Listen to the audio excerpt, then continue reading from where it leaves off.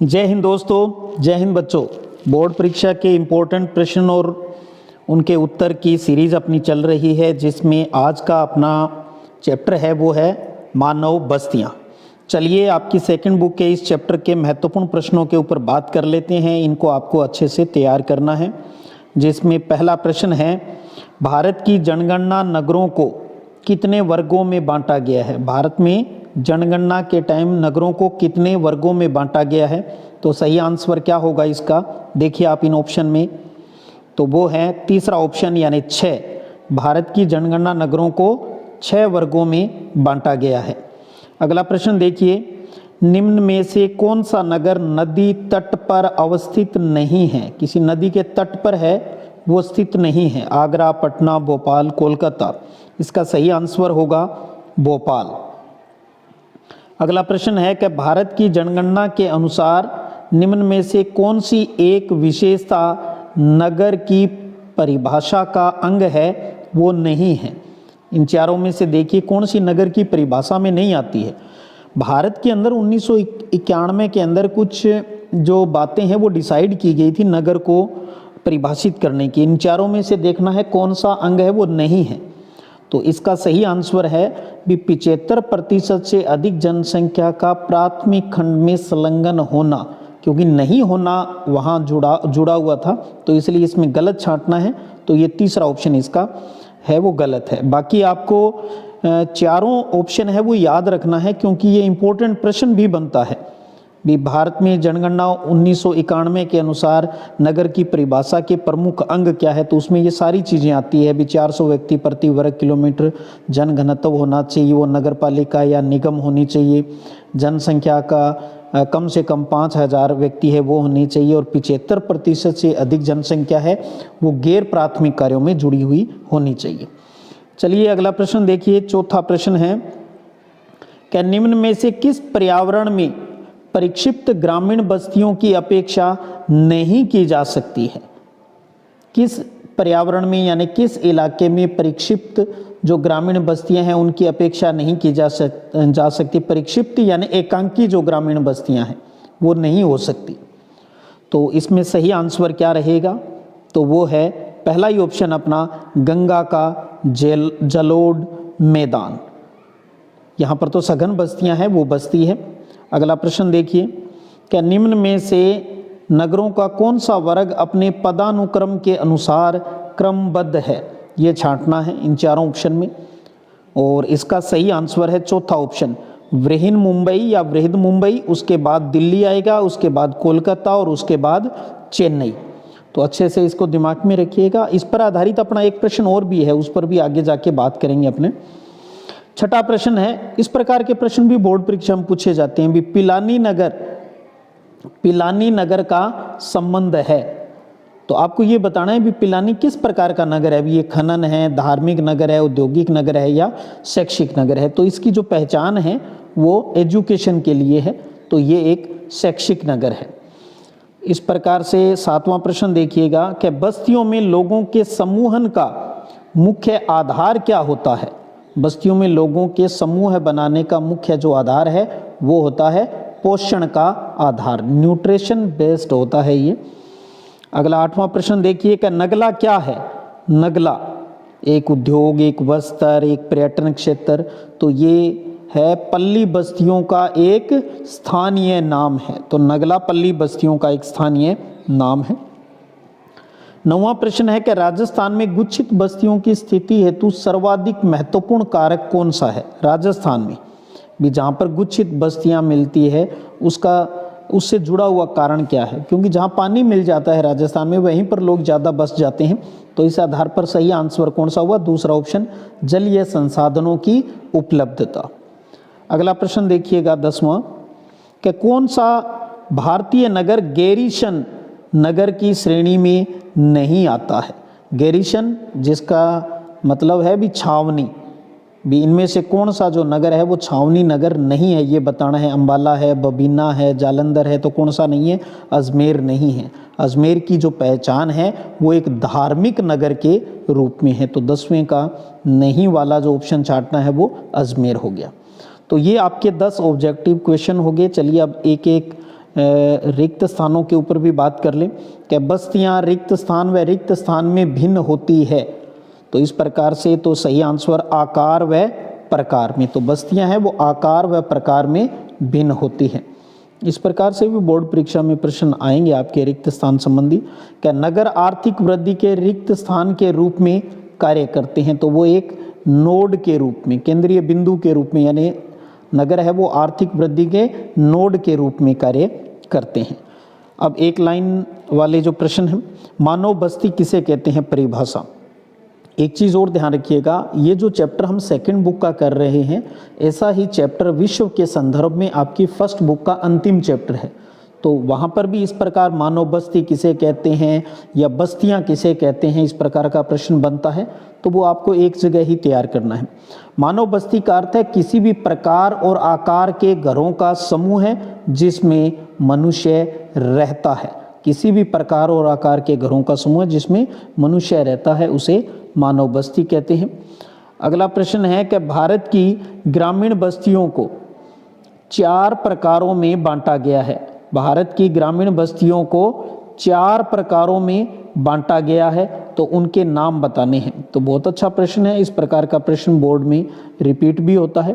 तो वो 4 नाम कौन से हैं, गुच्छित बस्तियां, अर्धगुच्छित बस्तियां, पल्ली बस्तियां और परिक्षिप्त या एकांकी बस्तियां। तो चारों बस्तियों के आपको नाम अच्छे से याद होने चाहिए। उसके अलावा 15वां क्वेश्चन है कि भारत में पल्ली बस्तियों के 4 स्थानीय नाम। यहाँ पर 6 नाम आपके दिए गए हैं, कोई 4 आप याद रखिए, 6 के 6 याद रह जाएं तब भी कोई दिक्कत नहीं है, बढ़िया ही है। पहला है ढाणी, दूसरा नगला, पाली, पाडा या पाना। ये पल्ली बस्तियों के स्थानीय नाम हैं, तो 4 इनमें से अच्छे से तैयार कर लीजिएगा। 16वां प्रश्न है कि मध्य भारत के बुंदेलखंड प्रदेश और नागालैंड में यात्रा के दौरान आप किस प्रकार की ग्रामीण बस्तियों का अवलोकन करेंगे। एक चीज़ ध्यान रखिएगा, ऐसे प्रश्न का मतलब क्या है, ये आपके टॉपिक के अंदर जो एग्जाम्पल दिए जाते हैं उस एग्जाम्पल को प्रश्न बना दिया है भी। मध्य भारत के बुंदेलखंड प्रदेश और नागालैंड में गुच्छित बस्तियां मिलती है, तो प्रश्न की भाषा को थोड़ा सा बदल दिया भी। जहाँ पर आप इन क्षेत्रों की यात्रा करेंगे तो वहाँ किस प्रकार की ग्रामीण बस्तियां हैं वो आप देखेंगे, तो वो कौन सी देखेंगे, गुच्छित बस्तियां हैं वो वहाँ पर ज़्यादा है वो मिलेगी। उसके अलावा 17वां प्रश्न है कि भारत में परिक्षिप्त अथवा एकांकी, परिक्षिप्त को ही एकांकी कहते हैं, किन क्षेत्रों में विकसित होती है, तो मेघालय, उत्तराखंड, हिमाचल प्रदेश और केरल के घने जंगलों में। तो एकांकी बस्तियां यानी दूर दूर जो बस्तियां बसी होती है तो वो जंगलों में ही मिलेगी आपको, तो मेघालय, उत्तराखंड, हिमाचल प्रदेश और केरल के घने जंगलों में इस प्रकार की बस्तियां हमें देखने को मिलती है। 18वां प्रश्न है कि महानगर और मेगा नगर में अंतर लिखिए। बहुत अच्छा प्रश्न है, इंपॉर्टेंट प्रश्न है। महानगर का हम किसे कहेंगे, तो 10 लाख से 50 लाख की जनसंख्या वाले नगरों को, जहां 10 लाख से 50 लाख की पॉपुलेशन होती है उन्हें महानगर कहा जाता है। ये भारत के संदर्भ में बात कर रहा हूं मैं। और मेगा नगर या मेगा सिटी कहते हैं वो 50 लाख से अधिक जनसंख्या वाले नगरों को, 50 लाख से अधिक जनसंख्या वाले नगरों को मेगा नगर। 10 लाख से ज़्यादा 50 लाख तक की जनसंख्या है तो वो महानगर, 50 लाख से अधिक है तो उनको मेगा नगर कहा जाता है इंडिया में। विश्व के संदर्भ में यहाँ पर 1 करोड़ की बात होती है, तो ये भारत के संदर्भ में आप अच्छे से ध्यान रखिएगा, इंपॉर्टेंट प्रश्न है।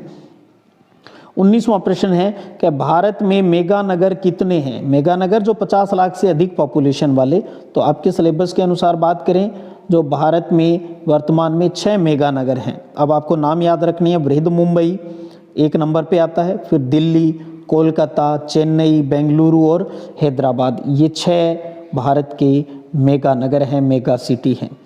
उसके बाद 20वां प्रश्न है कि भारत के सबसे बड़े नगरीय संकुल का नाम बताइए। भारत के सबसे बड़े संकुल का नाम है बृहद मुंबई, बृहद मुंबई। ठीक है, तो इसको आप अच्छे से तैयार कीजिएगा। अगला प्रश्न है 21वां, गैरीसन नगर क्या होते हैं और इनका क्या प्रकार्य होता है। तो देखिए गैरीसन नगर है वो छावनी नगर होते हैं, जहाँ छावनी स्थापित होती है, और इन नगरों का विकास है वो सैन्य कार्यों के लिए किया जाता है। तो आर्मी के गतिविधियां हैं वो यहाँ पर होती है, सैन्य कार्यों के लिए किया जाता है। अगला प्रश्न है 22वां कि औद्योगिक नगरों के कोई 2 उदाहरण लिखिए। वो इलाका जहाँ पर उद्योग है वो ज़्यादा प्रचलित होते हैं, जहाँ बड़े उद्योग स्थापित होते हैं, वो उसके उदाहरण हैं। आपके सिलेबस में आपने बहुत से नाम पढ़ोगे तो कोई भी दो यहाँ दिए जा सकते हैं। जैसे मैंने यहाँ 4 लिख दिए जो आप बार बार पढ़ते हो, जैसे मुंबई, दुर्गापुर, जमशेदपुर, भिलाई, राउरकेला। औद्योगिक, भारत के जो औद्योगिक नगरों का जो चैप्टर है या निर्माण उद्योग वाला जो चैप्टर है, उसमें जितने भी आप नाम पढ़ते हो वहाँ कोई भी 4 नाम आप इस प्रकार के प्रश्नों में लिख सकते हो। 23वां प्रश्न देखिएगा, क्या प्रशासन नगर किसे कहते हैं?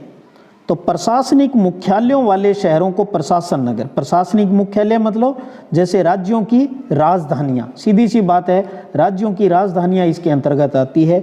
तो प्रशासनिक मुख्यालयों वाले शहरों को प्रशासन नगर कहते हैं।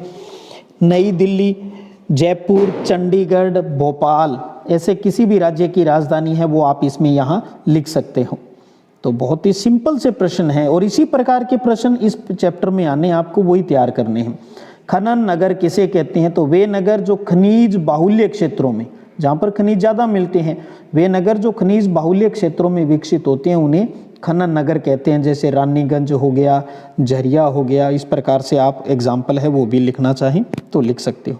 तो जो खनिज बाहुल्य क्षेत्रों में नगर विकसित हो जाता है वो खनन नगर कहलाता है।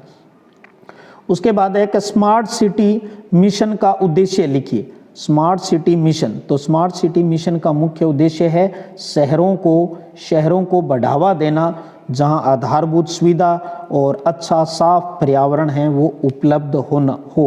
इस प्रकार के शहरों को बढ़ावा देना ही स्मार्ट सिटी मिशन का उद्देश्य है। उसके बाद में प्रश्न है कि निम्न को सुमेलित कीजिए। यहाँ आप देखिएगा नगरों के प्रकार हैं एक तरफ और एक तरफ नगर दिए हैं। इस प्रकार का प्रश्न भी कई बार पूछ लिया जाता है, तो आपको सही सुमेलित करना है। तो इन चारों में से कौन से किससे जुड़े हुए हैं? तो देखिए प्रशासनिक नगर जो किसी राज्य की राजधानी हो सकती है, तो इसका सही मिलान क्या होगा? चंडीगढ़। औद्योगिक नगर की बात करें तो इसका सही मिलान क्या हो गया? भिलाई। शैक्षिक नगर के लिए पढ़ाई के रूप में किसे जाना जाता है? रुड़की को। और पर्यटन नगर के रूप में बात करें तो किसे जाना जाता है? शिमला को। तो इस प्रकार से आपको मैचिंग करनी है, मैचिंग वाले प्रश्न भी आते हैं। एक प्रश्न इस प्रकार से भी कोई प्रशासनिक नगर की परिभाषा, उदाहरण या इस प्रकार से मैचिंग वाला प्रश्न है वो आपसे पूछा जा सकता है। अगला प्रश्न है कि 1991 की भारतीय जनगणना के अनुसार नगरीय बस्ती के लिए वांछित न्यूनतम जनसंख्या घनत्व कितना होता है? ये प्रश्न ऊपर आ चुका है अपना ऑब्जेक्टिव वाले में। तो न्यूनतम जनसंख्या घनत्व कितना होना चाहिए शहर नगर की परिभाषा के लिए? 400 व्यक्ति प्रति वर्ग किलोमीटर होना चाहिए, 400 व्यक्ति प्रति वर्ग किलोमीटर। उसके बाद है ढाणी किस प्रकार की बस्तियां हैं? तो ऊपर आ चुका है नगला, ढाणी, ये सब क्या है? ये पल्ली बस्तियां हैं, पल्ली बस्तियां हैं। तो ढाणी किस प्रकार की बस्तियां हैं? पल्ली बस्तियां हैं। उसके बाद 29वां प्रश्न है कि भारत में नगरों का उदय किस काल में हुआ था? तो प्रागैतिहासिक काल में ही नगरों का उदय है वो भारत में हो गया था। तो ये एक सिंपल सा छोटा क्वेश्चन है, या रिक्त स्थान के रूप में भी आ सकता है। भारत में नगरों का उदय है वो रिक्त स्थान काल में हुआ था, तो प्रागैतिहासिक काल में हुआ था। और उसके बाद अंतिम प्रश्न देखिए आज का बहुत इंपॉर्टेंट है, 2 या 3 नंबर वाले प्रश्न के रूप में पूछा जाएगा। इस प्रश्न के अंदर अगर ये भी आपको कुछ बड़ा लगे तो इसमें भी मैं आपको बता दूंगा भी, इसको भी आप शॉर्ट थोड़ा कर सकते हो जिस किसी बच्चे के दिक्कत हो। प्रश्न है कि ग्रामीण और नगरीय बस्तियों में 3 मूलभूत अंतर लिखिए। ग्रामीण और नगरीय बस्तियों में 3 मूलभूत अंतर लिखिए। बहुत ही इंपॉर्टेंट प्रश्न है इस चैप्टर का। तो देखिए अंतर क्या है, एक एक करके बात करते हैं अपने। तो इसमें पहला अंतर देखिएगा, वो है कि ग्रामीण बस्तियों के जो लोग हैं वो जीवन यापन के लिए प्राथमिक क्रियाओं से जुड़े रहते हैं। गांव के लोग किससे जुड़े होते हैं? प्राथमिक क्रियाएं, जो कृषि हो गई, खनन हो गया, पशुचारण हो गया, इनसे जुड़े होते हैं। जबकि जो नगरीय बस्तियों के जो लोग होते हैं वो द्वितीयक, तृतीयक और चतुर्थ क्रियाओं से, इन व्यवसायों से जुड़े रहते हैं। तो पहला अंतर क्या हो गया? ग्रामीण बस्तियों के लोग प्राथमिक क्रियाओं से जुड़े होते हैं, जबकि नगरीय बस्तियों के लोग द्वितीयक, तृतीयक और चतुर्थ क्रियाओं से या गतिविधियों से जुड़े होते हैं। फिर आता है दूसरा मूलभूत अंतर, ग्रामीण बस्तियों के लोग कम गतिशील होते हैं, इधर उधर कम जाते हैं और उनमें सामाजिक संबंध है वो मजबूत होते हैं। जबकि नगरीय बस्तियों के लोगों का जीवन है वो जटिल और तीव्र होता है और उनमें सामाजिक संबंध है वो औपचारिक यानी दिखावटी होते हैं। औपचारिक यानी दिखावटी संबंध है वो होते हैं। तो गौर कीजिएगा, ये सेकंड अंतर है। आप किसी बच्चे को इसमें भी दिक्कत है तो इतना याद रख लें भी ग्रामीण बस्तियों के लोगों में सामाजिक संबंध मजबूत होते हैं, जबकि नगरीय बस्तियों के लोगों में सामाजिक संबंध है वो दिखावटी होते हैं, यानी लोग दिखाई होते हैं, औपचारिकता ही होती है, उनके अंदर मन से वो जो संबंध है वो उनके मजबूत नहीं होते। तो ग्रामीण बस्तियों के लोगों में सामाजिक संबंध मजबूत होते हैं, जबकि नगरीय लोगों में सामाजिक संबंध हैं वो औपचारिक या दिखावटी होते हैं। तो इस प्रकार से ये दूसरा अंतर हो गया। चलिए अब ग्रामीण और नगरीय बस्तियों में तीसरे अंतर की बात करें तो नगरीय बस्तियां हैं वो अपने लोगों के साथ साथ ग्रामीण बस्तियों को भी अनेक वस्तुएं और सेवाएं उपलब्ध करवाती है। भी शहर के अंदर जो चीज़ें होती है वो शहर के लोगों के साथ साथ आसपास के गांव के लोगों को भी मिलती है, और बदले में ग्रामीण बस्तियां हैं वो इन नगरीय बस्तियों को दूध, फल, सब्जी और जो श्रमिकों को भी उपलब्ध करवाती है। तो कुल मिला के दोनों ही बस्तियां हैं वो एक दूसरे पर डिपेंड करती हैं। तो इस प्रकार से ये ग्रामीण और नगरीय बस्तियों का तीसरा अंतर है वो हो जाता है। तो ये बहुत ही प्यारा प्रश्न है, उम्मीद करता हूँ आप इन सभी प्रश्नों को अच्छे से कवर कर लेंगे। ये बोर्ड परीक्षा के लिए बहुत ही इम्पोर्टेंट है। आप कमेंट कीजिएगा और फिर मिलेंगे अगले वीडियो सेशन में। तब तक जय हिंद, जय भारत।